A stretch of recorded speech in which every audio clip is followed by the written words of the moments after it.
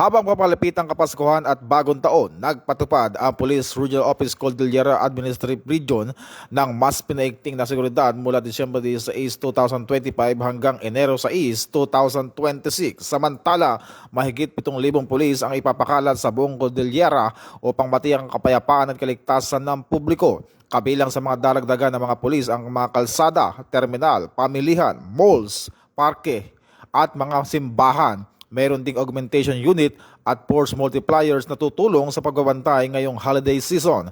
Paalala ng ProCar sa publiko na manatiling maingat at mapagmatsyag at agad na i-report ang anumang kahinalang aktibidad sa pinakamalapit na himpilan ng pulisya. Ito ang bagong PNP para sa bagong Pilipinas, serbisyong mabilis, tapat at nararamdaman.